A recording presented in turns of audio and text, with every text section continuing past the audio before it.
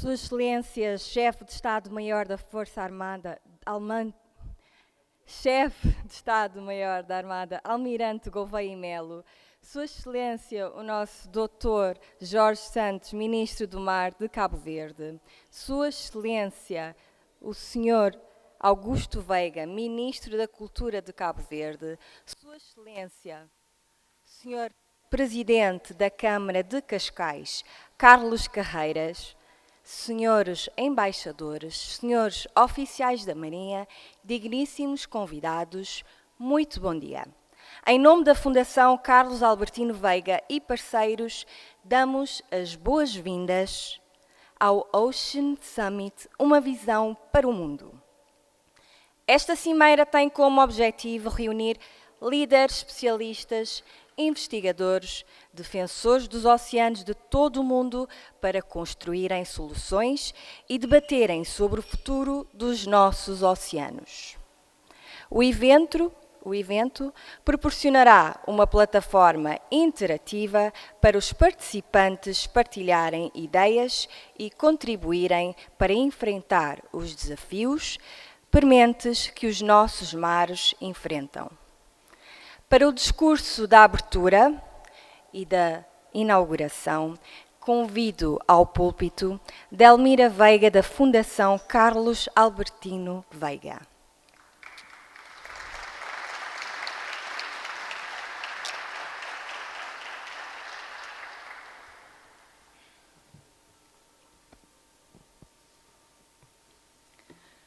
Sua Excelência, Chefe de Estado-Maior da Armada, Almirante Gouveia e Melo, Sua Excelência, Ministro do Mar e das Comunidades de Cabo Verde, Jorge Santos, Sua Excelência, o Ministro da Cultura e das Indústrias Criativas de Cabo Verde, Augusto Veiga, Sua Excelência, o Presidente da Câmara Municipal de Cascais, Carlos Carreira, senhores embaixadores, senhores oficiais da Marinha, digníssimos convidados.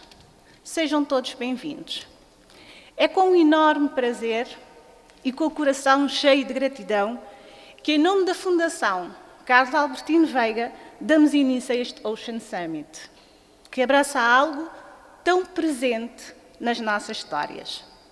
Fazer o bem sem olhar a quem é um dos lemas da nossa Fundação, baseado no excelente exemplo de percurso do nosso fundador. Vindo de uma grande família de 7 irmãos, Carlos Albertino Veiga, desde cedo, aprendeu que o ato de ajudar os outros é tão natural quanto respirar. Cresceu com um forte sentido de comunidade, de partilha, de compaixão e, principalmente, de justiça e liberdade. E ele sempre se levantou em prol desses valores, e valores esses que pulsam em cada ação da nossa Fundação. Uma das coisas fascinantes, entre outras tantas, que me tem marcado sobre o nosso fundador, é o prazer que ele tem em encontrar soluções. Para ele, os problemas são desafios que o convidam a sonhar, literalmente. Enquanto muitos perdem o sono com problemas, ele dorme melhor quando tem algo para resolver, pois sabe que, ao acordar, a resposta surge. A criação da Fundação foi sua forma de perpetuar o espírito de partilha que incutiu nos filhos, que este espírito continuasse vivo e também estes filhos têm dado prova de dar continuidade a esses valores. A Fundação tem vindo estrategicamente a apostar em expandir os seus pilares. Primeiro na educação e na saúde, pois é a nossa convicção que um mundo melhor só se constrói com conhecimento e bem-estar. Agora é o momento de voltarmos o nosso olhar para esse vasto e fascinante universo, que é o oceano. Afinal, Cabo Verde é 99% mar. E, se não estou em erro, Portugal fica nos 97%. O nosso fundador, nos tempos idos, e sem nunca ter aprendido a nadar, já via o mar como um elemento fundamental para o desenvolvimento económico das nossas ilhas. Foi ele quem liderou a criação da Marinha Mercante em Cabo Verde, no século passado, implementando a primeira agência de navegação, a Arca Verde. Como diz o ditado, o fruto não cai longe da árvore, ou filho de peixe, peixinho é. E é essa continuação da paixão pelo mar, do filho mais novo, o Paulo Veiga, atual presidente da Fundação, é que nos trouxe aqui. Este Ocean Summit é o nosso primeiro mergulho estratégico neste tema vital, o oceano, que apesar de estar tão próximo, continua a ser um mistério, um território, o maior do nosso planeta, mas ainda por desvendar, sabendo que é nele que reside a chave para o amanhã da humanidade. E é com esta visão, com este sonho, que nos reunimos aqui, hoje e amanhã, neste museu único e cheio de histórias, de sucessos da Marinha Portuguesa, para partilharmos conhecimento, para debatermos, para criarmos soluções. Jacques Cousteau referia que a humanidade carrega o peso da gravidade nos ombros. Apenas desçamos ao fundo do mar para nos sentirmos livres. Que este encontro seja o início de uma jornada de imersões e transformações profundas em que possamos contribuir para um futuro onde a harmonia entre a terra e o oceano seja a nossa maior riqueza. Que as vagas da sabedoria a serem partilhadas produzam novas rotas nunca antes navegadas. Muito obrigada.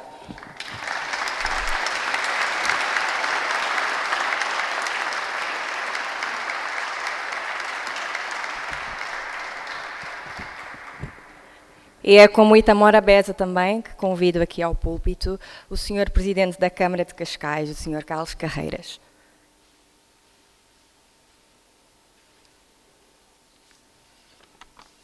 Muito bom dia. Queria começar por cumprimentar o Sr. Chefe de Estado-Maior da Armada, o Almirante Gouveia e Melo, cumprimentar também os Srs. Ministros de Cabo Verde, quer o Sr. Ministro da Cultura e Indústrias Criativas de Cabo Verde, quer o Sr. Ministro Tomar, um amigo já da longa data e que com grande alegria venho agora reencontrar hoje aqui e, portanto, é também um motivo de felicidade e de grande alegria. Queria cumprimentar também a doutora Delmira Veiga, que acabou agora aqui também de nos deixar bonitas palavras, e dizer-vos o seguinte: eu tenho para mim, desde que estou nestas funções, tenho a noção de que nunca tive que falar sobre tantas coisas que não sei como agora nestas funções. É quase impossível que um homem ou uma mulher tenham a capacidade de falar e falar bem, falar de uma forma correta, assente na ciência, numa diversidade tão grande quanto agora enquanto Presidente de Câmara. E, portanto, como qualquer político, arranjem um truque, não é? Portanto, ou seja, e o truque, eu peço desculpa, senhores embaixadores também aqui presentes, e o truque é quando não sei do que é que vou falar, falo do que sinto, não é? Porque assim não digo tantas asneiras, até porque o sinto é uma coisa pessoal e ninguém me pode, de alguma forma, contrariar ou desmentir. E o que sinto é que nós temos um grande património que não sabemos explorar. Nós, inclusive em Cascais, estamos agora no Forte de Santo António da Barra, que muitos conhecem por estar associado ao nome de um ex-presidente do Conselho de Ministros, António Oliveira Salazar, mas o forte chama-se Santo António da Barra. De fazer exatamente aquilo que são dois dos patrimónios que eu considero que Portugal tem mais mal aproveitados, que é o mar e a língua. E por isso vamos ali potenciar todo este enorme património, e quando vejo muita juventude, que também saúde e que está aqui presente, perceber que isto é um futuro também para eles. Acima de tudo, nós não podemos ser egoístas de não deixar este legado para eles. Acontece que ouvimos muito nas televisões falar nos déficits, não é? Portanto, o déficit orçamental, o déficit energético, o déficit disto, o déficit daquilo.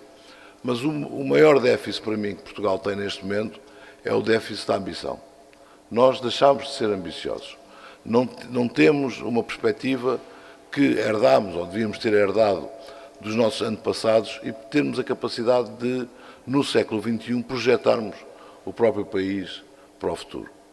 Num futuro e num mundo que sabemos que está, não vou aqui ter nenhuma intervenção mais depressiva, mas num mundo que não está bem. Mas o mundo, quando não está bem, e isto pode parecer de alguma forma algo hipócrita e cínico da minha parte, mas cria oportunidades também. E Portugal tem todas as oportunidades para não se afirmar por via do sofrimento de muitos outros ao longo do mundo, mas de se afirmar por via da sua posição geográfica, por via da sua posição geoestratégica. E isso leva-me a uma outra consideração. É que nós não temos a noção, ou pelo menos não acreditamos, que nós fazemos parte de uma grande superpotência mundial. Esta superpotência, eu alargo um pouco mais, mas é uma superpotência afro-ibero-latino-americana. E que o que une esta própria superpotência volta a ser outra vez o mar. E, aliás, também no seguimento daquilo que são os legados dos nossos antepassados. E, portanto, nós precisamos de acreditar nisto, nós precisamos dos valores que temos presente. Não vos vou contar uma história que tive com a pessoa até hoje mais importante, se assim quiserem, a nível do mundo, que foi com o número 2 do governo da República Popular da China, quando lhes disse, eram conversas só de 5 minutos, e, portanto, tinha que lhe chamar a atenção de alguma forma e tinha que ser provocatório, o que na China não é uma coisa que seja muito aconselhável nós exagerarmos na provocação. E então fazia frases curtas para ver a reação do senhor e dizia, olha, Portugal para a China não tem importância nenhuma, porque aquela coisa, é como Portugal é muito importante para a África porque abre as portas. Estas grandes superpotências, se a porta estiver aberta, eles dão um pontapé na porta e escancaram a porta. Portanto, não temos nós essa mesma capacidade. E dizia a esse responsável chinês de que a única coisa de que Portugal tinha era porque éramos muito maiores do que a China. E o homem aí ficou a pensar, quer dizer, mas como é que a China, Portugal consegue ser maior do que a China?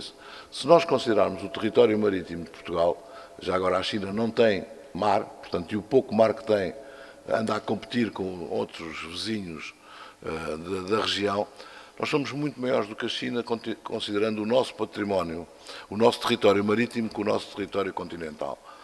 E, de facto, nós somos muito maiores e temos recursos dentro do mar de várias naturezas. E quando andamos a falar de objetivos de desenvolvimento sustentável, quando andamos a falar da própria alterações climáticas, quando andamos a falar de questões que são-nos apresentadas com tanta complexidade, nós não percebemos que, de facto, o mar responde a tudo isso. Começa logo por responder àquilo que são os 3 pilares da sustentabilidade, quer o pilar económico, quer o pilar social, quer, naturalmente, o pilar ambiental.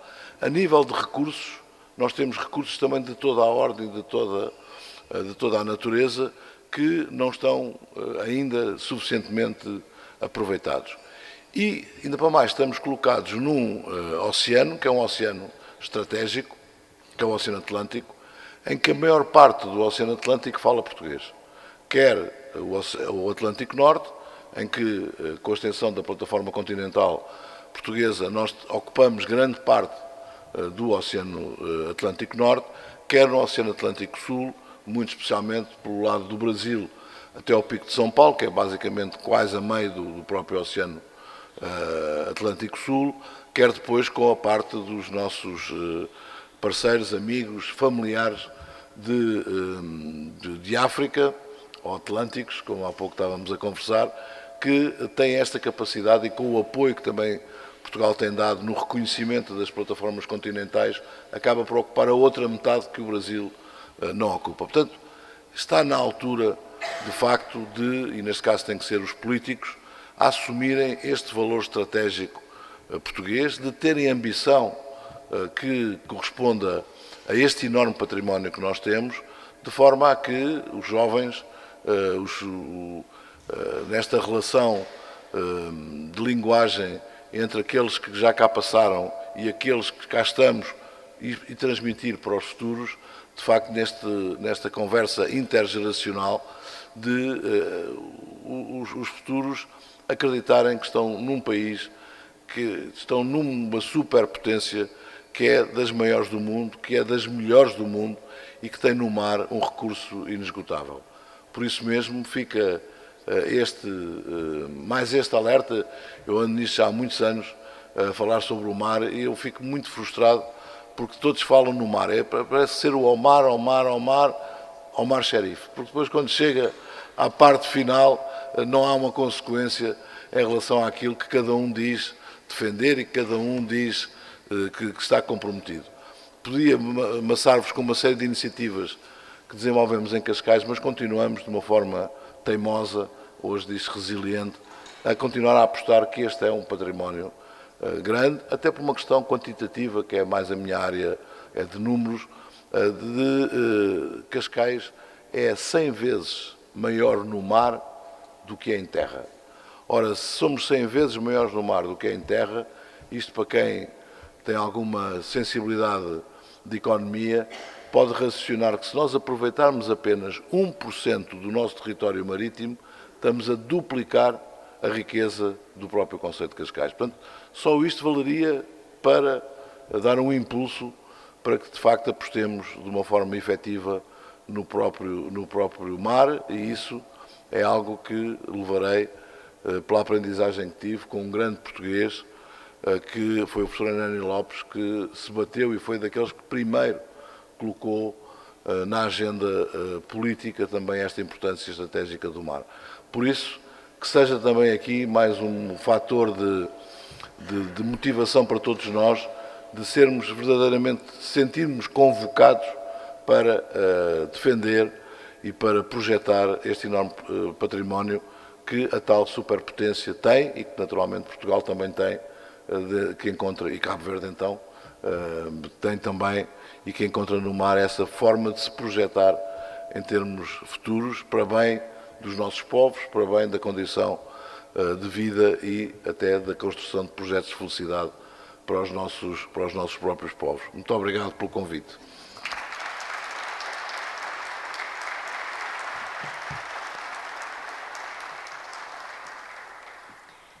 Agora eu convido o nosso Dr. Jorge Santos, o Ministro do Mar de Cabo Verde.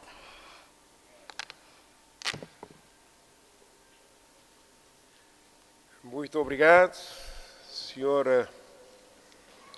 Almirante Gouveia e Melo, chefe da Armada Portuguesa, senhores oficiais da Marinha Portuguesa, senhores ministros, ilustres colegas, senhores embaixadores, académicos, autoridades civis, também aqui militares.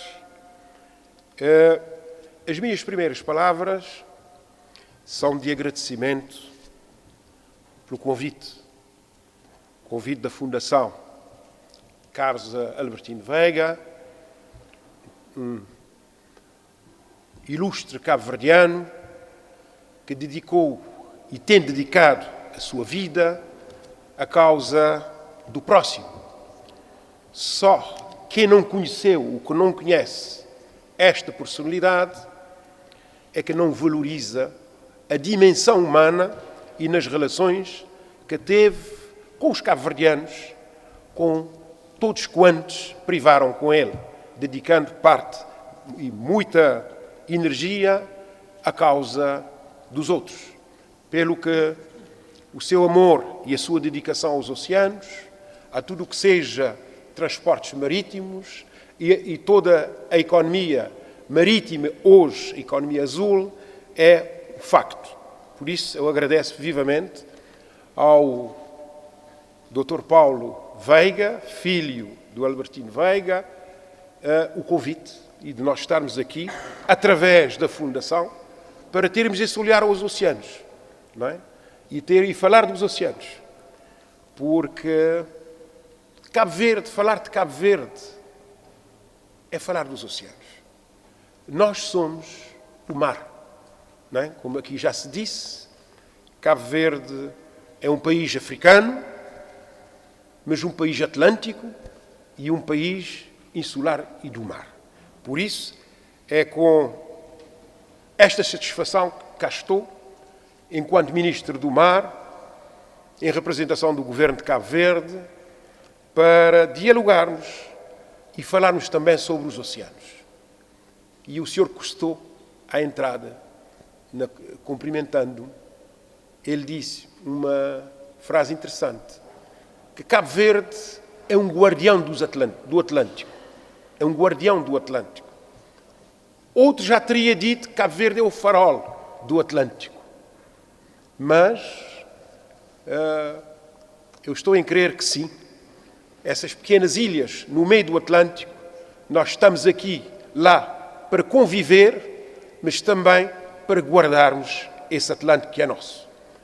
Inclusivamente, estamos numa situação geográfica muito privilegiada, estamos que detém um ecossistema já classificado por outros como um santuário de ecossistema do Atlântico, que é a nossa região da Macronésia, na nossa vizinhança com a Madeira, com Canárias e com os Açores, e nas proximidades da Guiné-Bissau e do Senegal. Portanto, que é essa nossa região da Macronésia, com grandes valências e números, muitas valências em termos do ecossistema, mas também de riquezas do fundo do mar. Porque muitas vezes limitamos a falar do ecossistema vivo e esquecemos também das nossas riquezas não vivas. Portanto, a riqueza do fundo do mar, riqueza energética, mas também de outras formas e minerais que existem também nesta região. Mas eu vim para proferir um discurso e eu vou aqui centrar no meu discurso para não me divagar e começar aqui a só ver a água e o Atlântico e não ver as políticas públicas que o Estado de Cabo Verde tem estado a implementar para proteger o oceano e para fazer o desenvolvimento equilibrado também do nosso país. Por isso, reunimos aqui, através do Fórum Ocean Summit 2024, para fazer uma reflexão positiva e muito importante para o presente e o futuro dos nossos países, no que tange aos desafios prementes que os nossos mares enfrentam e embarcar num debate sobre o futuro dos nossos oceanos. Já aqui também tão bem falado pelo nosso Presidente da Câmara, caro amigo Carlos Carreiras, que também aqui falou de Cascais e da riqueza de Cascais, mas o que será também Cascais mais o mar. Portanto, essa soma que traz mais valores. Ilustres convidados, os oceanos cobrem hoje, a nível do nosso planeta, mais de 70% da sua superfície. São um tesouro inestimável de recursos naturais, vivos e não vivos, e desempenham um papel crucial no desenvolvimento económico e social do nosso planeta. No entanto, enfrentamos desafios significativos, desde a poluição até a sobrepesca, que ameaçam a saúde dos nossos ecossistemas marinhos. As mudanças climáticas representam um dos maiores desafios do século XXI, exigindo abordagens interdisciplinares que transcendem as fronteiras nacionais e muitas vezes continentais.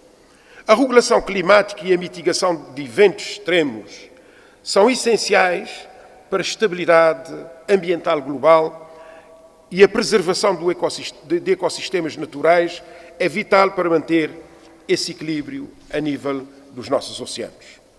O crescimento populacional, que já ultrapassa os 8 bilhões de pessoas, que é significativo, intensifica a pressão sobre os recursos naturais e agrava os impactos climáticos. Atividades humanas como a queima de combustíveis fósseis e a deflorestação elevam os níveis de gases de efeito de estufa, acelerando o aquecimento global do nosso planeta. As consequências incluem o aumento de temperaturas médias, a elevação do nível do mar e mudanças nos ecossistemas. No nosso continente africano, embora as emissões per capita sejam baixas, as comunidades são desproporcionalmente afetadas pelas mudanças climáticas. Regiões vulneráveis enfrentam secas severas, tempestades e inundações que ameaçam a segurança alimentar e a subsistência local, como a pesca e também a própria agricultura. Esses fenómenos destacam a fragilidade de estados insulares como Cabo Verde, devido à sua localização geográfica, estão particularmente expostos aos efeitos das mudanças climáticas, como a elevação do nível do mar e também da erosão costeira, que é uma realidade. Diante dessa vulnerabilidade, que é singular, Cabo Verde tem feito esforços consideráveis para desenvolver estratégias abrangentes, não apenas para mitigar os impactos adversos, mas também para fortalecer a resiliência das comunidades e dos ecossistemas locais. Este termo tão utilizado nos últimos tempos, a resiliência, é o que nos simboliza. É a resiliência, a capacidade de enfrentar essas adversidades naturais que, feliz ou infelizmente, nós sofremos e temos que enfrentar no dia a dia. Essas estratégias visam não apenas enfrentar os desafios imediatos das mudanças climáticas, mas também garantir a sustentabilidade a longo prazo do país e o bem-estar dos seus habitantes. Os esforços de Cabo Verde no domínio das mudanças climáticas refletem uma abordagem abrangente, abraçando medidas de adaptação, mitigação, mas também de resiliência. A implementação da estratégia requer investimentos significativos em setores-chave, visando enfrentar os desafios das mudanças climáticas. Entre os compromissos assumidos está a meta de reduzir a emissão em 18% até a emissão de gases em 18% até 2030 e alcançar a neutralidade carbónica até 2050, refletindo a determinação de Cabo Verde em promover um desenvolvimento sustentável e durável. E o Plano Nacional de Adaptação às Mudanças Climáticas é um instrumento crucial nesse esforço, com medidas que visam reduzir a vulnerabilidade dos ecossistemas e da economia, melhorando a qualidade de vida da nossa população. Além disso, Cabo Verde tem implementado uma série de políticas públicas, estratégias e programas para enfrentar os desafios climáticos. A Estratégia Nacional de Energias Renováveis exemplifica esse compromisso, com esforços para expandir a capacidade de energia limpa e promover o uso de fontes renováveis como o solar, o eólico, a biomassa, reduzindo a dependência de combustíveis fósseis. Já vai lá o tempo em que o vento era um problema para Cabo Verde ou para as nossas ilhas. Hoje o vento é uma fonte de riqueza. E como tal, é uma fonte de energia. É um elemento para o turismo, para a sustentabilidade. Ou seja, o vento em Cabo Verde deixou de... O poeta dizia estiagens de Cabo Verde. Hoje damos graças ao vento, porque é um dos grandes potenciais e é um dos grandes elementos potenciadores do desenvolvimento do nosso país. Cabo Verde definiu como metas para acelerar a transição energética e, de acordo com o objetivo de atingir 30% da produção energética elétrica a partir de fontes renováveis já em 2025, ultrapassar os 50% em 2030 e alcançar os 100% em 2040. São metas ambiciosas, mas estamos a construir, estamos a trabalhar, temos programas para atingir essas metas. Neste momento, para quem visita Cabo Verde, que vê esse nexo energia, água, porque Cabo Verde também não tem água. Investir na energia é produzir água, é fazer a dessalinização. Por conseguinte, são metas fundamentais para a sustentabilidade de uma pequena economia circular do Atlântico de um país que tem uma ambição de ser um país desenvolvido. Nós trabalhamos com uma visão, ser país desenvolvido.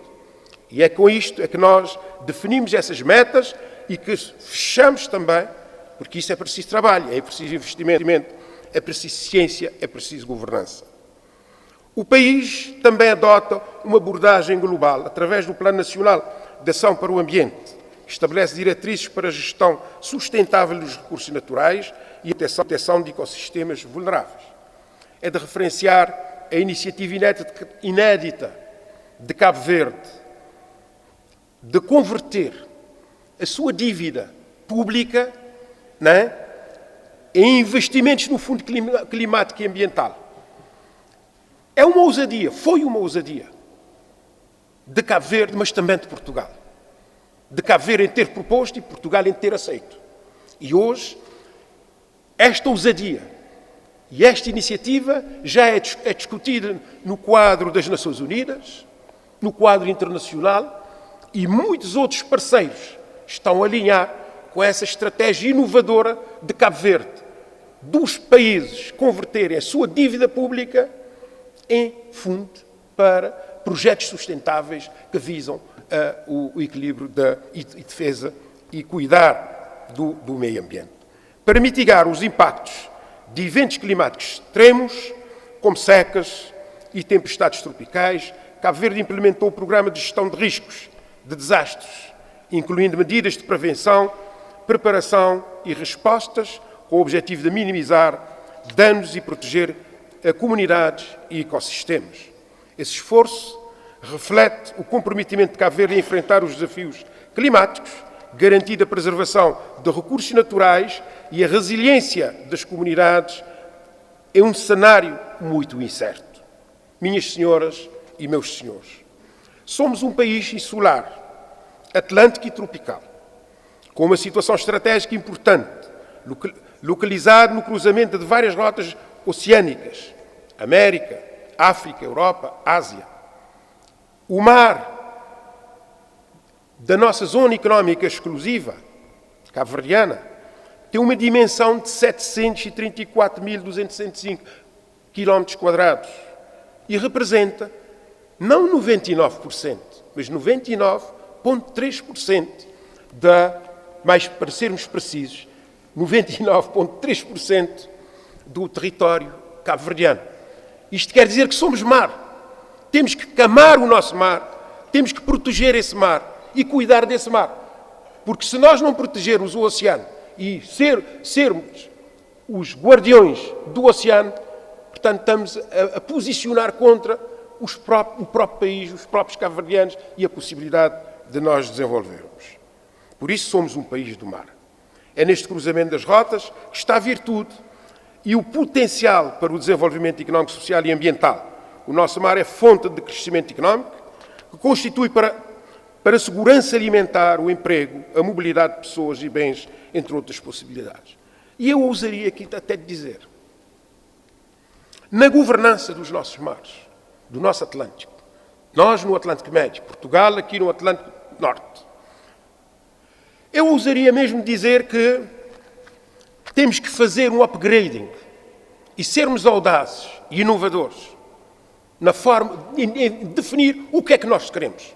O que é que Portugal e Cabo Verde quer nesse quadro do Atlântico? Será que já não é a altura de nós pensarmos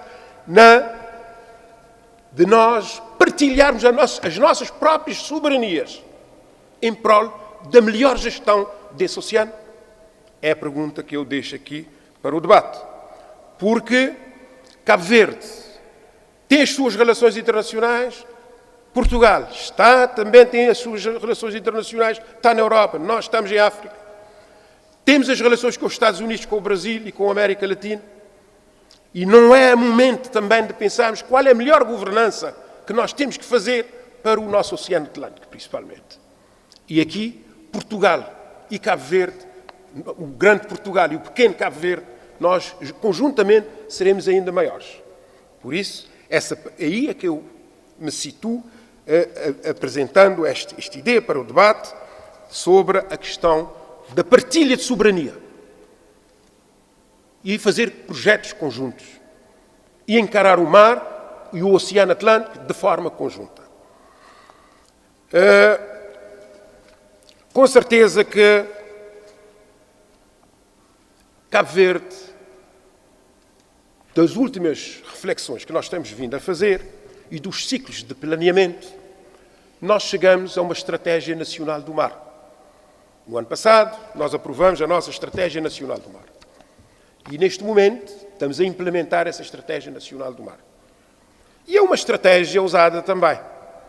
É uma estratégia em que nós definimos claramente o que nós queremos. E essa estratégia é uma estratégia que tem 3 aspectos fundamentais. Em primeiro lugar, é uma aposta forte no capital humano, em tudo o que seja investigação, em tudo o que seja formação profissional e em tudo o que seja educação. Em segundo lugar, é potenciar as riquezas, principalmente a nível da pesca e com a sua industrialização. Nós não podemos continuar a ter a pesca que nós temos hoje.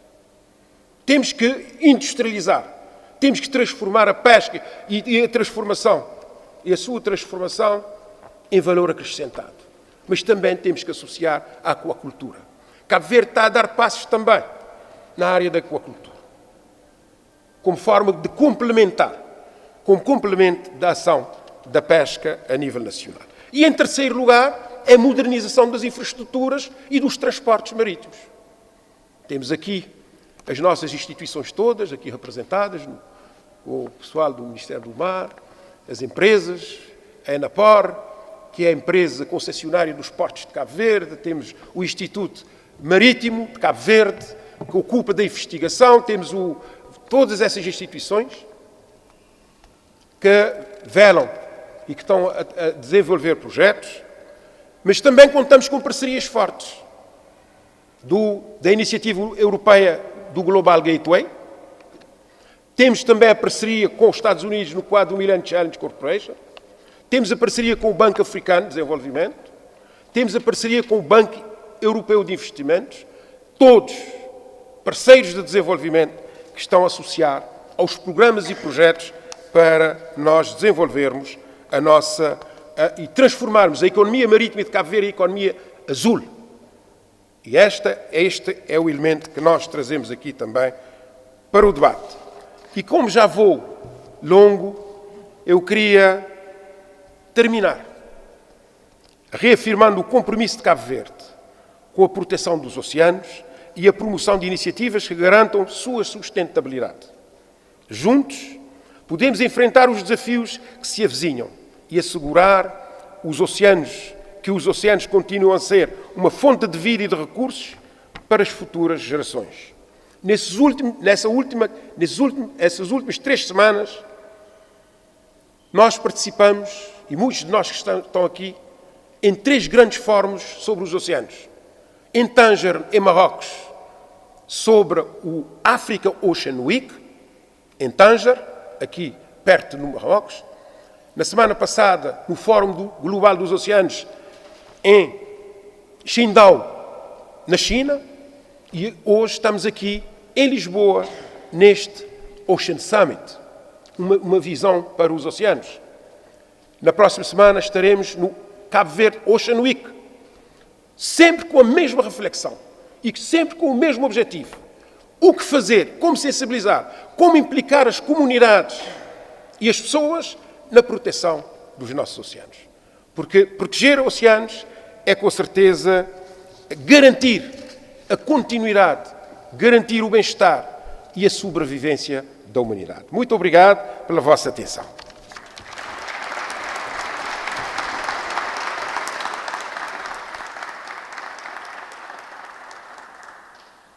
Obrigada, Sr. Ministro. Agora tenho o prazer de convidar aqui ao púlpito o chefe de Estado-Maior da Armada, Almirante Gouveia e Melo.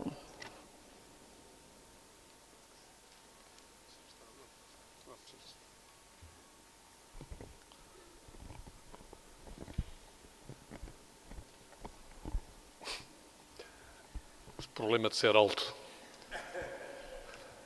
Senhores Ministros de Cabo Verde, representantes da Fundação, Sr. Presidente da Câmara de Cascais, Senhora Embaixadora, ilustres convidados, minhas senhoras e meus senhores. Eu não sou político e não consigo falar sem discurso, mas eu vou tentar falar sobre o mar sem discurso, que eu julgo que é um bom treino para qualquer ação que a gente tenha enquanto seres humanos. O mar une ou divide-nos? Na minha opinião, une-nos. Há bocado, o Sr. Presidente Carlos Carreira estava a contar uma história que achei interessante e que motivou a não ler o meu discurso. Que estava na Cidade Velha, em Cabo Verde, quando perguntou a um pescador, disse, bem, aqui é África, e o pescador, não, eu não sou africano, sou atlântico.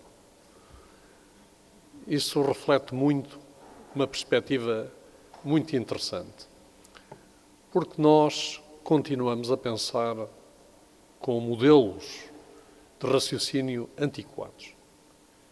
O nosso modelo de raciocínio é Cabo Verde, ou Portugal é europeu, Cabo Verde é africano, porque está perto de um continente africano, ou é africano porque tem gente africana, ou Portugal é europeu porque está na Península Ibérica e tem gente europeia.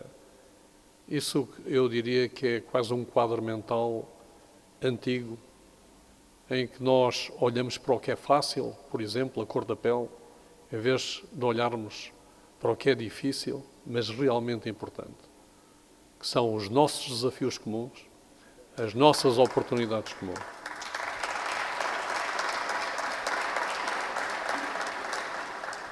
E nisso, a Macaronésia dos Açores, da Madeira, das Canárias, de Cabo Verde, de São Tomé e Príncipe, e os territórios ligados a essas regiões têm um impacto extraordinário no futuro dos oceanos. E quem não pensar assim está completamente enganado. Alguém que pense que vai conseguir parar o desenvolvimento da humanidade é como querer meter-se sozinho à frente num comboio pesado em alta velocidade. O desenvolvimento da humanidade vai ser feito através dos oceanos. Alguém pensa que nós vamos explorar o espaço, deixando por explorar os oceanos, 2/3 da Terra? Alguém pensa que vamos gastar milhares de dólares ou milhares de euros para levar 1 quilo para o espaço, quando, com uma percentagem ínfima desse dinheiro, conseguimos desenvolver completamente uma nova área que está aqui, que é a última fronteira terrestre, mas que está na Terra, que são os oceanos e que ocupam 2/3 do nosso planeta? Se alguém pensa isso, na minha muito modesta opinião, é completamente lunático. Não vive na realidade. Nós, neste século, vamos passar, ou vamos conviver com 2 realidades. Uma realidade continental, onde nós sempre vivemos, na terra firme, e uma nova realidade oceanocêntrica. E, portanto, o que nos une é precisamente o Atlântico.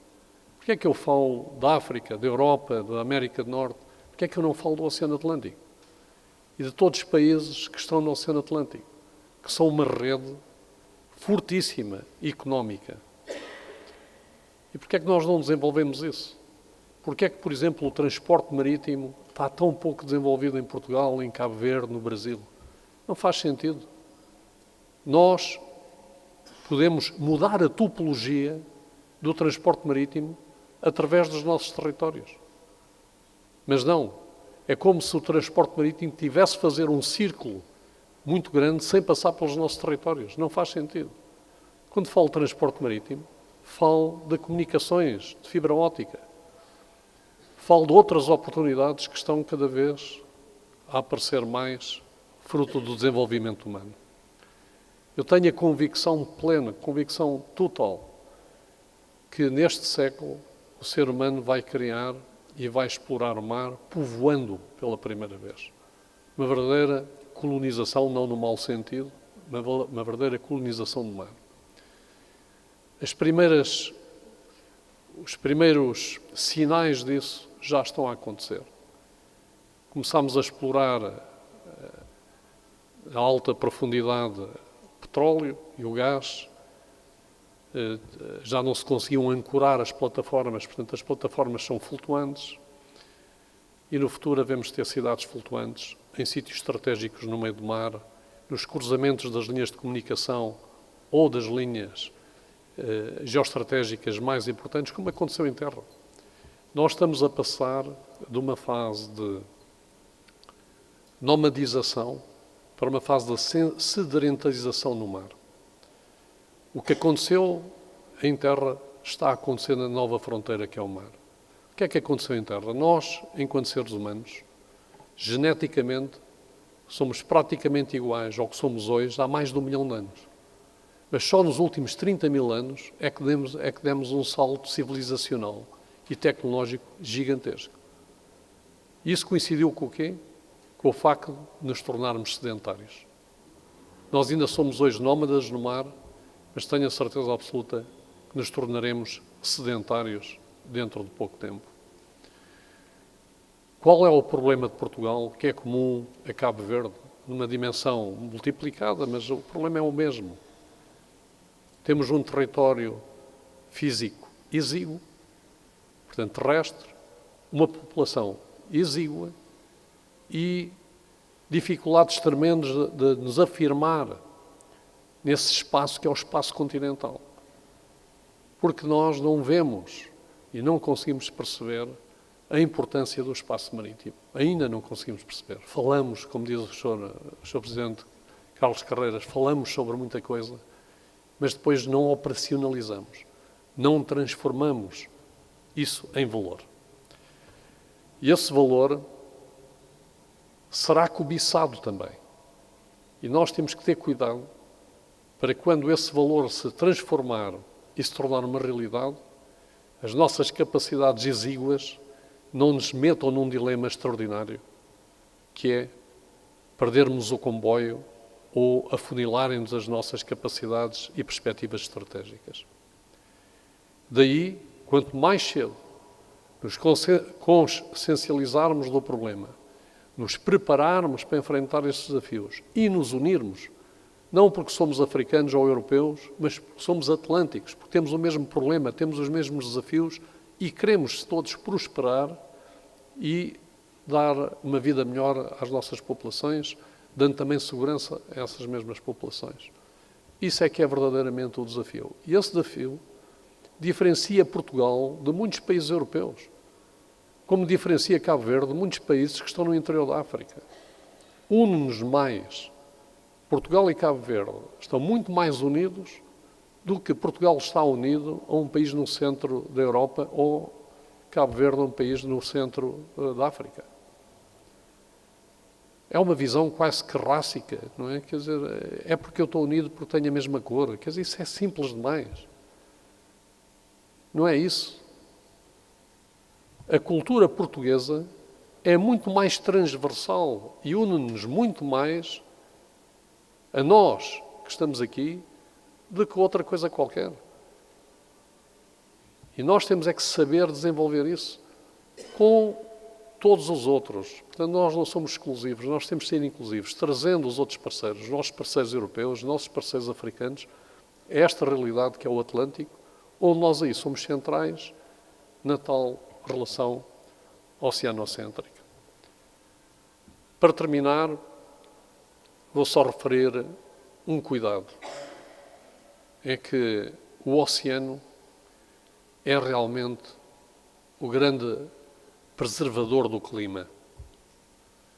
E temos que ter cuidado neste desenvolvimento, não fazer os erros que fizemos no nosso desenvolvimento terrestre. Porque pode haver uma tendência para esquecer no início desse desenvolvimento cuidados que depois implicarão com a nossa sobrevivência neste planeta. É isso que nós temos que evitar. E, portanto, as preocupações com o ambiente terão que ser centrais a este desenvolvimento. Mas, para vos dar uma ordem de grandeza, eu tive numa cimeira em Veneza, todas as marinhas do mundo, praticamente, em que se discutia a exploração debaixo d'água, dos recursos debaixo d'água. Havia alguém que dizia que a percentagem de minério em determinadas zonas são 100.000 vezes superiores debaixo d'água do que em terra. E estamos a falar de materiais raros que são importantes para o desenvolvimento económico e para o desenvolvimento científico. Nós temos que fazer essa exploração com cuidado, preservando o ambiente. Quem pensar que essa exploração não vai ser feita é aquela pessoa que se vai meter à frente do comboio sozinho, um comboio que vem a alta velocidade e com uma grande massa e uma grande inércia que o vai esmagar. Portanto, é mais inteligente saber desviar esse comboio para o sítio certo do que tentar parar o comboio. Por isso, estas cimeiras são muito relevantes e estas reuniões são muito relevantes porque nos consciencializam de uma nova necessidade. Para terem ideia, nós desenvolvemos, a Marinha Portuguesa desenvolve um grande exercício sobre robotização marítima, é o maior exercício mundial sobre robotização marítima, e nós pela primeira vez criámos uma pequena ilha artificial, completamente independente, que o modelo de negócio dessa ilha era gerar dados verdes ou dados azuis. Era um centro de computação arrefecido pela própria água, alimentado por painéis solares, sem nenhuma energia de terra. A única coisa que trazia para a terra era uma fibra óptica. Essa coisa foi experimentada com total sucesso. Isso está a acontecer neste momento. Enquanto falamos, continua ativa e continuamos a querer alargar esse tipo de experiências. Portanto, o mundo está aí para o desenvolvermos, para criar oportunidades, para nos sustentarmos, com alguns perigos sobre o que é o mar e de quem é que pertence o mar, porque hoje Cabo Verde diz, e Portugal também diz, nós somos 98% mar ou 99% mar. Sim, sim, se não nos tirarem. Se as leis internacionais continuarem a atribuir-nos esse mar. Porque hoje o que está em causa na Europa, numa guerra na Europa, é o princípio de uma revisão do sistema internacional. E essa revisão será perigosíssima, porque é uma revisão do poder dos mais fortes sobre todos os outros. E no dia em que isso se estabelecer, nós, se calhar, já não somos 99% mar, somos uma pequenina parcela da terra, completamente encravados, e aí sim, sem perspectivas nem liberdade estratégica, perdendo as nossas independências e as nossas capacidades de autoafirmação. Muito obrigado. Desculpem a amassada deste discurso improvisado.